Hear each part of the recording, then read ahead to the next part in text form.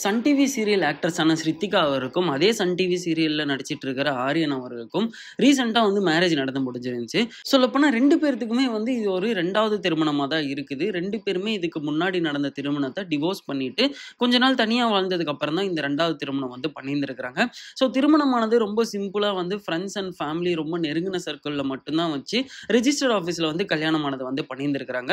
அவங்களோட ரிசப்ஷன கொஞ்சம் கிராண்டா செலிப்ரேட் பண்ற வகையில, அவங்களோட ஃபிரெண்ட்ஸ் அண்ட் ஃபேமிலிய தாண்டி சீரியல் ஆர்டிஸ்ட்ல இருந்து சினிமாவ சார்ந்தவங்க வரைக்கும் எல்லாருமே கலந்துக்கிற வகையில அரேஞ்சும் பண்ணியிருந்தாங்க.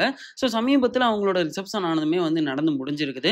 இன்ஃபாக்ட் சொல்லப்போனா இவங்க 2 பேத்துக்குமே டிவோர்ஸ் ஆனதுக்கான காரணத்த பத்தி நாங்க எங்கேயுமே சொல்றதுக்கு விரும்பல. மத்தவங்கள பத்தி நாங்க கம்ப்ளைண்ட் பண்ணி ஒரு நெகட்டிவிட்டிய ஸ்ப்ரெட் பண்றதுக்கு விரும்பல. எங்க 2 பேத்துக்கும் டிவோர்ஸ் ஆயிருச்சு. இப்போ எங்க 2 பேத்துக்கும் பிடிச்சிருந்துச்சு.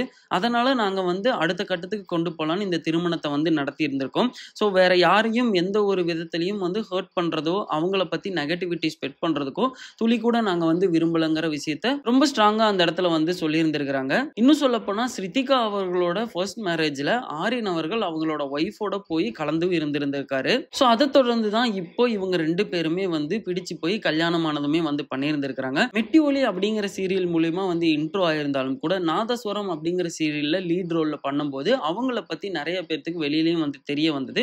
இப்போ ஸ்ரித்திகா அண்ட் ஆரியன் இவங்க 2 பேருமே சேர்ந்து மகரிஷி அப்படிங்கிற சீரியல்ல லீட் ரோல் பண்ணிட்டு இருக்காங்க. ஸோ அவங்க பிளான் பண்ணபடி அவங்களோட மேரேஜ் ரெஜிஸ்டர் ஆபீஸ்ல ரொம்ப சிம்பிளா நடத்தி முடிச்சிருந்தாங்க.